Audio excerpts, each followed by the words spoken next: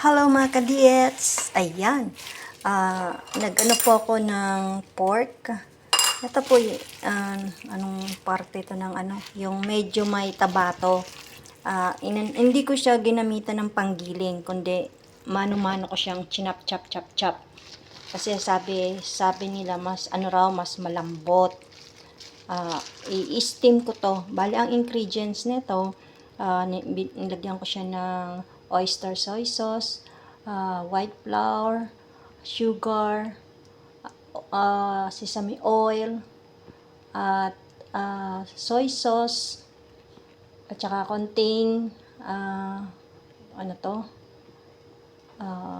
powder, chicken powder, ayun, at saka paminta.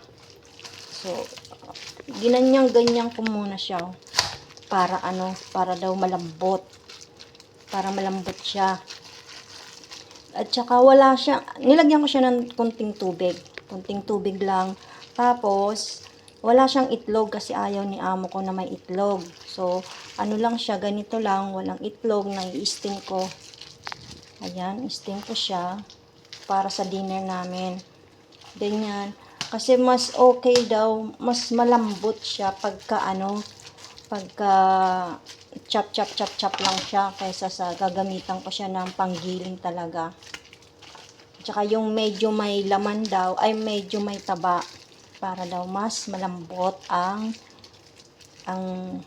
itong steam na baboy. Ayan, steam siya. I-steam ko. Yang puti-puti na yan, garlic. Tsaka paminta. Ayan. Ganyan lang siya. Simpleng giniling. I-steam ko lang siya siguro ng mga 15 minutes lang.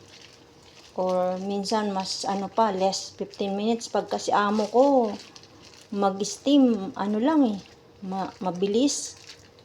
Kaya, medyo hindi ko type yung ganon, pero wala akong magagawa, syempre sa kanila yan. So yun, ito po yun. Tapos lagyan ko ng konting paminta pa. Tanggalin ko ang aking lagyan siya ng paminta. Diba dapat may itlog para lalong lumambot. Pero minsan, yung nagkokos din siya ng ng matigas dahil nga rin sa itlog. Pero ito, kasi pagka kinain mo siyang ganyan, malambot talaga. Malambot ang niya, ang meat niya. Pagka mabilis lang na may talaga, may oras ang pag-steam para hindi siya hindi siya masyadong matigas na. Kasi ganyan ng mga Chinese, gusto nila yung malambot talaga yung meat. So, tsaka ganito. Medyo okay talaga siya na i-steam ang ganitong klaseng pag-chop kesa sa igigiling ko pa. Kasi ito parang yung laman talaga nandiyan pa, yung laman talaga is medyo buo-buo pa. Kasi pagka giniling ko siya gamitan ko siya ng giniling, as in parang basang-basa na talaga. Parang liquid na siya na Ayan, ito at least medyo talaga pagka kinain mo talaga malaman. Yung mangunguya mo yung meat. Ayun. So, ito po ang aking hinanda, steam, at saka ito, ipiprito ko to. Itong fish na to, minarinate ko rin siya. Minarinate ko siya para ipiprito ko, lalagyan ko siya ng tomato, fresh tomato. So, ganon.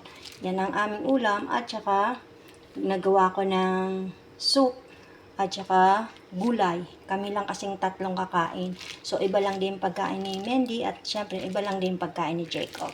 So, bye-bye for now. Thank you so much for watching. And I hope na nagustuhan nyo ang aking munting video.